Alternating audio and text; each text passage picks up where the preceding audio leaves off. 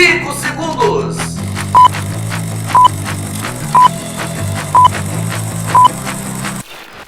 Vive Forte na Onda do Esporte, estamos de volta aqui agora para falar de Botafogo e também do Vasco. O Botafogo que venceu seu compromisso, venceu o Bahia do Engenhão, agora sai para jogar contra o Internacional lá na Beira-Rio no domingo, aliás amanhã, sábado, e o Vasco que joga domingo. O Vasco tomou um sapé caiaiá do Palmeiras, 3-0, agora recebe o Vitória que ganhou seu último jogo, venceu o Ceará por 1-0 e vem jogar em São Januário contra o Vasco no domingo. E mais, a 27ª rodada do Campeonato Brasileiro, a classificação, tudo isso você vai curtir dentro de instantes aqui. O Momento do Esporte está começando, é claro.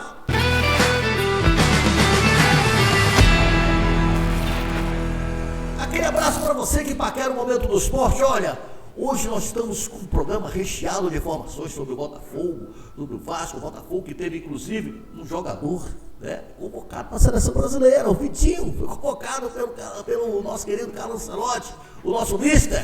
O Botafogo que vem de uma vitória espetacular e vai jogar lá no Sul. Mas antes, você sabe, né? Inscreva-se no nosso canal. Você que não é inscrito no nosso canal, inscreva-se no nosso canal, o canal secundário da Napa TV, Momento do Esporte, tracinho Napa TV, é muito importante. Ter o seu like, dando o seu like já fica fácil. Todas as vezes que o programa entrar no ar, você já está com o programa no seu celular, na sua televisão. É muito importante para o nosso trabalho, para o nosso crescimento. Vamos começar o programa então falando do Campeonato Brasileiro, que nós teremos esse final de semana a 27ª rodada com os seguintes jogos: Fluminense e Atlético Mineiro no Maracanã, 18h30, Bragantino e Grêmio no Cícero de Souza Marques, às 18h30, Inter e Botafogo, Beira-Rio, 18h30, Corinthians e Mirassol na Neoquímica, às 21 horas. Esses são os jogos de sábado. No domingo teremos Vasco e Vitória em São Januário, 16 horas, São Paulo e Palmeiras no Morumbi, às 16 horas, Bahia e Flamengo na Fonte Nova, às 18h30. Alô, Bahia e Flamengo, 18h30, hein? Domingo, Fonte Nova, Juventude e Fortaleza, Alfredo Jaconi, 18h30, Cruzeiro e Sport no Mineirão, às 20h30, e Ceará e Santos no Castelão, às 20h30. Dito isto, vamos agora atualizar o telespectador, o torcedor, em qualquer lugar que esteja no Brasil e do mundo, do Oiapoque ao Chuí. A classificação: primeiro Flamengo, 55 pontos, Palmeiras é o segundo, 52, Cruzeiro é o terceiro, 51, quarto Botafogo, 43, Mirassol é o quinto com 43, sexto Bahia, 40, sétimo São Paulo, 38, oitavo Fluminense, 35, nono Bragantino, 33, décimo Grêmio, 33, Ceará é o 11º com 31, Vasco 12º com 30, Corinthians 13º com 30, Atlético Mineiro 14º com 29, 15º Internacional também 29, 16º o Santos com 28, ali, né, fungando cangote da zona de rebaixamento. Aí já na zona de rebaixamento, 17º Vitória 25, Vitória que venceu Vitória venceu o Ceará, hein? Aí, tá querendo sair da zona de rebaixamento. Se o Santos perder e o Vitória ganhar, o Vitória sai da zona de rebaixamento. O 18º Juventude 23, 19º Fortaleza 21, e na lanterna o Sport, que não consegue ganhar de ninguém. O Sport só teve uma vitória fora de casa contra o Grêmio lá no Estádio Olímpico. O Sport tem apenas 15 pontos, né? Agora sim, hora em vez de falarmos do clube do seu coração.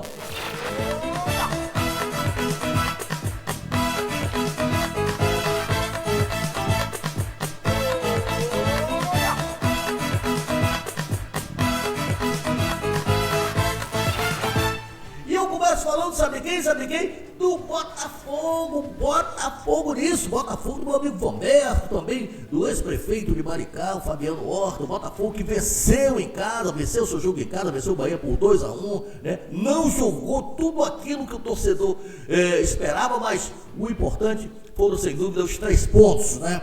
E agora vai jogar contra o Internacional lá no Sul. E quem vai falar tudo de Botafogo é ele, Marcos Salles. Fala do Botafogo aí, Marquinhos. Tudo bem? Forte abraço para você, para Tony De Luca, para Eros Love e também para Dani Nascimento. Olha, o Botafogo finalmente conseguiu entrar aí no G4 após a vitória de 2-1 ontem no estádio Newton Santos diante da equipe do Bahia. Era um confronto direto, né, um jogo de 6 pontos, e o Botafogo, com a vitória, ultrapassou a própria equipe do Bahia e agora entrou no G4. O time fez um jogo consistente, né, criou várias oportunidades, abriu o placar logo no primeiro tempo com o Santi Rodrigues e no segundo tempo ampliou aí com o jogador, o Jefinho. O time do Bahia conseguiu ali o seu gol, diminuiu, mas não conseguiu chegar ao empate. O Botafogo chegou até a fazer mais um gol com o Caio Pantaleão, inclusive no lance ele acabou se contundindo ali, mas ele estava em posição de impedimento e parece que ele teve um problema no joelho aí. Vai fazer exames mais detalhados para saber a gravidade da contusão. O fato é que ele saiu de maca e chorando muito, o zagueiro da equipe do Botafogo. O técnico David Ancelotti gostou do desempenho, mas achou que o time ainda em alguns momentos oscilou em campo e precisa manter a regularidade, né, do início ao final do jogo. Mas o importante é que o Botafogo venceu bem 2-1, foi até pouco, o Botafogo criou outras oportunidades, poderia ter feito mais gols, mas o resultado de 2-1 garantiu 3 pontos importantes na tabela de classificação, que o Botafogo hoje é o quarto colocado pela primeira vez no Campeonato Brasileiro. Valeu, Marcos Salles, muito obrigado pela sua participação, pelas informações do Botafogo. Daqui a pouco você volta falando do Machão da Gama, o gigante da colina. O Botafogo que é só alegria, né? Teve aí o Vitinho convocado para a seleção brasileira, merecidamente. O Botafogo que venceu bem, eu repito, venceu o Bahia, um golaço, rapaz, do Santi Rodrigues, jogador espetacular. Mas vamos saber agora do treinador se ele gostou dessa vitória, se o time rendeu tudo aquilo que ele esperava. Fala aí, David Ancelotti. È una vittoria importante, sì, un confronto diretto. Acho que jogamos bem na primeira etapa, jogamos sobretudo uma boa fase defensiva que nos permitiu recuperar muitas bolas e para eliminar ter controle, que é um time que tem técnica, que tem capacidade de manter a bola. Então fazemos bem isso e agora estamos na briga. É uma vitória importante, mas estamos no G4, temos que ficar no G4 e isso passa por ter mais continuidade. E agora temos um jogo com muito pouca recuperação, com muitos problemas, que vai ser difícil e temos que focar-nos nesse jogo que vai vir no sábado, já às 6h30. David, aqui, boa noite, João Pedro Fragoso do Globo, parabéns pela vitória.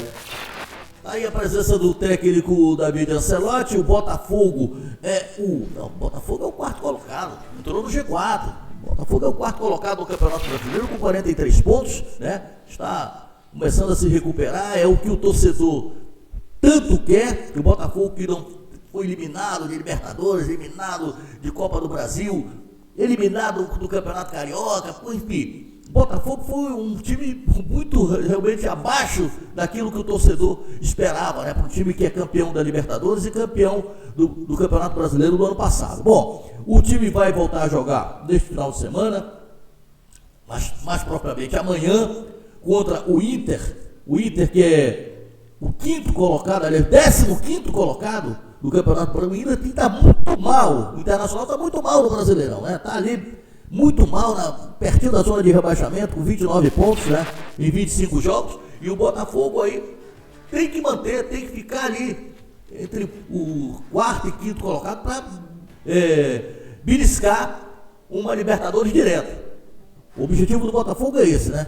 Então, o time praticamente escalado, obviamente que talvez não possa contar com um belo zagueiro que se machucou, tomara que não tenha sido nada grave, que ele possa se recuperar, acho pouco provável, mas o time que o David Ancelotti deverá colocar em campo será esse aí que você vai ver na telinha. Aí é o Léo Link, goleiraço, Matheus Ponte, que vai entrar lá na lateral direito no lugar do Vitinho, o Caio Pantaleão, não sei se vai ter condições, acho que não, o David Ricardo entra aí no lugar dele, o Alexandre Barbosa e o Cuiabano ou Alex Telles, o Marlon Freitas está jogando fino da bola, o Nilton que se firmou no time, Savarino, Santiago Rodrigues, esse está arrebentando, Arthur Cabral. Provável time do Botafogo para enfrentar o Inter amanhã lá na Beira-Rio. Saindo do Botafogo, vamos falar agora do Machão da Gama, o gigante da colina, o Vasco, que venceu o Cruzeiro, alegria total, final de semana, os vascaínos agora vai, tá o meu amigo Renato Machado, olha aí, vai, Libertadores, calma, muita calma nessa hora, aí foi jogar contra o Palmeiras, tomou o sapeca iaiá de 3-0, agora volta a jogar em casa contra o Vitória. Mas quem vai falar tudo com os mínimos detalhes do Machão da Gama é ele. Volta aí, Marcos Salles, fala agora do Vasco.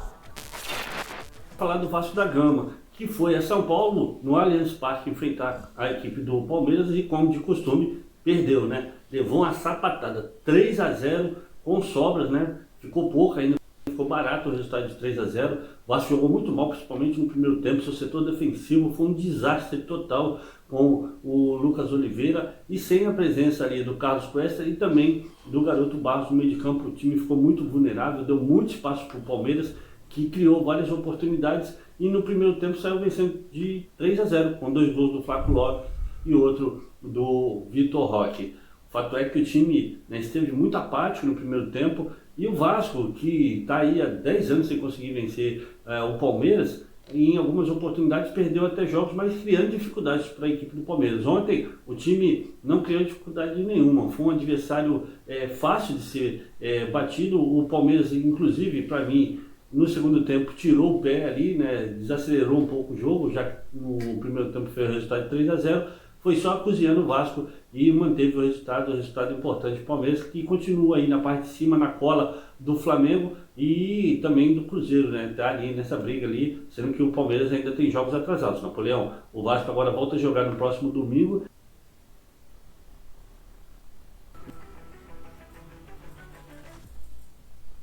Aí o Marco Salles, tivemos um probleminha técnico aí, o Marco Salles, mas tudo bem, você já curtiu o noticiário do Vasco, né? O Vasco que foi atropelado pelo Palmeiras, né? O Vasco jogou muito mal, a defesa do Vasco, pelo amor de Deus, né? Bateu cabeça ali, ninguém se entendia, né? Agora para esse jogo contra o Vitória, a história com certeza vai mudar, porque o Vasco vai jogar em São Januário, apesar que o Vitória é um time bem arrumado, mas vamos curtir aí o Fernando Diniz para saber o que ele achou dessa derrota, desse desastre do Vasco lá contra o Palmeiras no primeiro tempo, quase perdendo no primeiro tempo, 3-0. Fala aí, Fernando Diniz.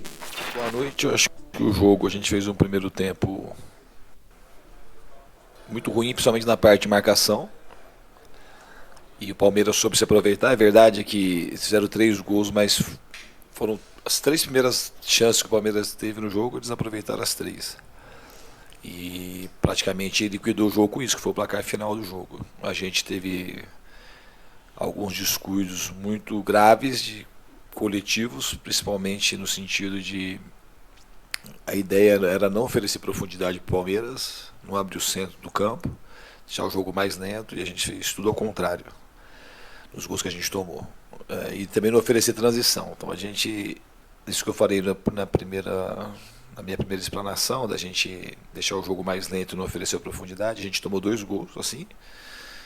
E o segundo gol, o primeiro e o terceiro, o segundo gol a gente estava com a bola no pé, forçou um passe dentro, ofereceu a transição ao Palmeiras, achei também que foi falta no lance, pelo critério que o juiz estava adotando, foi falta. Ele deu um monte de falta como aquela, em vários momentos do jogo, mas aquela ele escolheu não dar. Obviamente que os desfalques faz falta no seguinte sentido, o time estava muito encaixado na marcação, o time ficou coeso e estava fazendo partidas muito seguras. Então, como o nosso principal problema hoje foi a marcação. O time não jogou mal com a bola no pé, nem no primeiro tempo. No primeiro tempo faltou um pouco de ser mais agressivo, chegar com mais gente na área, acertar mais as finalizações. Mas nosso problema principal no primeiro tempo foi a gente marcou. Aí a presença do Fernando Diniz, técnico competente, está arrumando o time do Vasco. Tenho certeza que para esse jogo contra o Vitória, o Vasco vai conseguir um bom resultado. O Vasco, que é o 12º colocado no Campeonato Brasileiro, com 30 pontos em 26 jogos. O Vasco já completou, né? As 26 rodadas. E enfrenta o Vitória, que está tentando sair da zona de rebaixamento. O Vitória está lá embaixo. O Vitória precisa também de fazer um bom jogo e vem crescendo de produção. Repito, o Vitória venceu o Ceará 1-0. O Ceará está muito bem no Campeonato Brasileiro. Vai ser um jogo bonito, vai ser um jogo corrido, né? As duas equipes querendo a vitória. Aliás, o Bahia não chama vitória, o Bahia chama triunfo. Vamos então curtir aqui na telinha da Napa TV o provável time. Voltam 2 jogadores importantes aí, um pelo menos é garantido, né? Que é sem dúvida, o Barros, né? O time provável é o Léo Jardim, o Paulo Henrique, o Hugo Moura ou o Cuesta, que não jogou, não sei se ele vai ter condições de jogo, o Robert Renan e o Puma Rodrigues ali no lateral esquerdo, estou gostando do Puma ali do lado esquerdo, o Hugo Moura ou o Barros é titular, agora não sei como é que ele vai arrumar essa meiuca, né? O Tietê também foi muito bem, o Felipe Coutinho, ele tem que arrumar uma vaga aí no meio aí. O ataque, o Rayan, o Verrete e o Nuno Moreira, time do Vasco que com certeza vai vencer em São Januário. Repito, o jogo é mais cedo, às 16 horas, domingo em São Januário. Olha, muito obrigado pela sua audiência. A audiência não se compra, a audiência se conquista. Segunda-feira estaremos de volta aqui no Momento de Esporte, atualizando você, telespectador, que é a razão principal da nossa existência. Bom final de semana, tchau, até segunda.